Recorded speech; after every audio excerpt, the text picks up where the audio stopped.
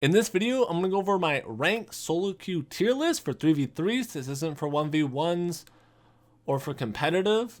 This is just for solo queue and climbing. So let's start with Gunslinger. I think Gunslinger is a solid top of S class. This class has everything you really want. It has a lot of mobility, a lot of push immunities and paralysis immunities, and it does quite a bit of damage, and the sniper is just so strong. It allows you to peel your teammates relatively well, and their ultimate is also really good since it's a massive AoE that can do over 30 to 40k without critting. Super strong. All right, let's go over Deadeye. We're gonna do the worst version. I think the worst version of Gunslinger, Deadeye, is a solid A tier pick. Hard class to rate because a lot of people don't play it because it's like, why play Deadeye when you can play Gunslinger? But the main reason I think Gunslinger deserves A is because their sniper is just worse, and their ultimate is also just completely worse than Gunslinger's. Those are like two big things about Gunslinger. I think that makes it really strong, and Deadeye doesn't have either of those, so I think it's a solid A tier pick. Let's go over Paladin. Paladin is the best class in the game. Everybody pretty much knows this class does a stupid amount of damage. There's almost as much damage as DPS classes, and on top of that, they have one of the best ults in the game, and they have so much damage reduction and shielding out of control. It just allows them to completely carry a game. Okay, next class, let's go over my main, Deathblade. I think Deathblade's a solid S tier pick. It has a lot of damage, decent mobility, and good push immunities.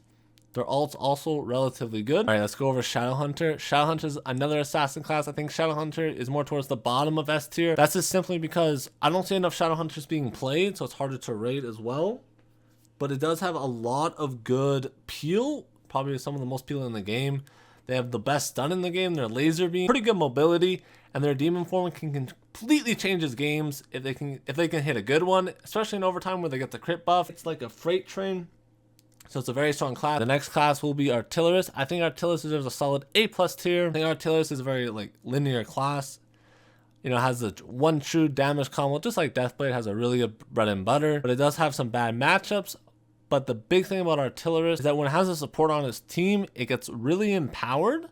And when it has a support against them, it also can hurt them quite a bit if they don't have a support on their team. So since their combo is really telegraphed, a bard can just damage reduction, or a paladin, or even a gun lancer can all damage reduction Artillerist, and then they're basically useless for 20 seconds. They really don't have many knockups after that, and very little CC after they try and use their full combo. They are very reliant on team comps, so I think they're a solid A+ tier.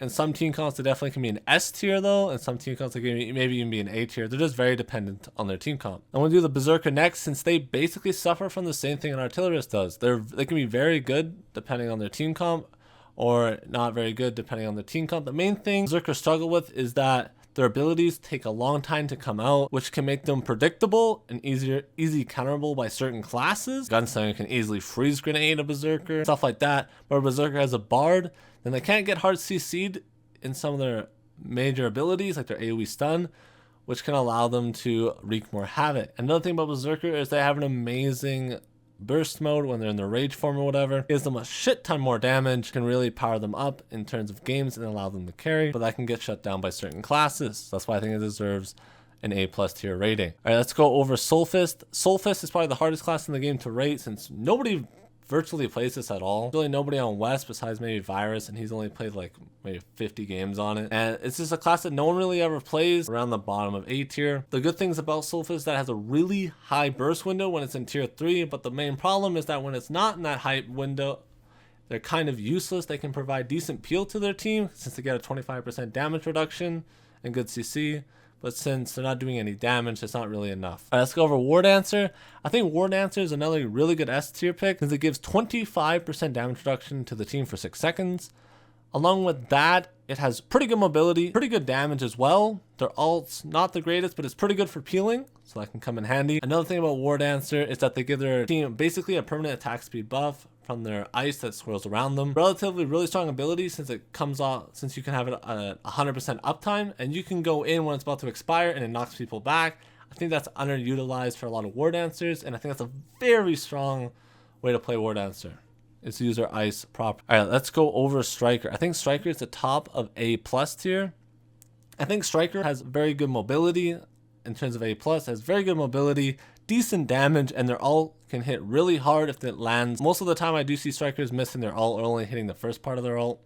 It has really good matchups as well, like into Gunslinger. It's pretty good into Gunslinger, good into Shadow Hunter, and it's good into Sork, since it has a lot of mobility and able to run these classes down. It's also good into Sharpshooter. So I definitely think it has really good matchups, but the main problem is I think it just lacks damage that needs to be carried. But it does create a lot of space for his team. Go over Bard. I think Bard deserves top of S tier. And the reason for that is because they have a lot of damage reduction. Once again, they also have a lot of immunity. On a good Bard, they're very hard to punish since they can dash away stun you, or they have a lot of push immunities as well.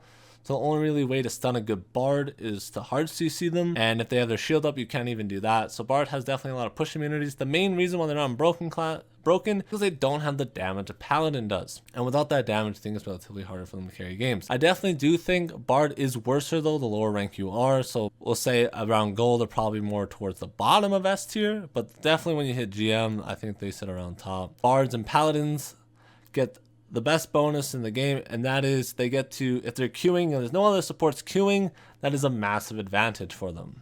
And that is just free MMR. This is more of a thing in higher ranks. No one else is playing a support at the time. They can climb relatively easily because of that reasoning, since supports on a team is super valuable, especially when the other team doesn't have. Go over Gunlancer. I'm gonna put Gunlancer in broken. Few reasons. Surge Cannon, completely ridiculous. Does so much damage. Their ult is also incredible. The fact that a Gunlancer ult can crit over 70k in overtime and it can hit multiple people makes it one of the best ults in the game if you can land it. Especially if they hit a 2-man chain and they hit you with that fatty ult, it can completely turn the game over, which is amazing for a support class to have. Not only that, but it has the damage reduction shield, which can pretty much negate any combo in the game if they hit it at the right time, which is super strong. Why it gets broken tier? Because I don't believe this is actually classified as supports. They get a lot of double supports on their team and on West, and my friend also told me that was happening on East. So that is the reason why I think it's broken. It's because it can also get double supports relatively easily, which makes it easier to climb. Since supports are way overtuned right now, but they are getting a nerf soon, so that is great. Go over Sharpshooter. I do think Sharpshooter is the worst class in the game to climb with. I do think main thing about Sharpshooter is that it thrives more in a chaotic environment if they're able to not get CC'd, and that's because the main damage source of Sharpshooter comes from Snipe,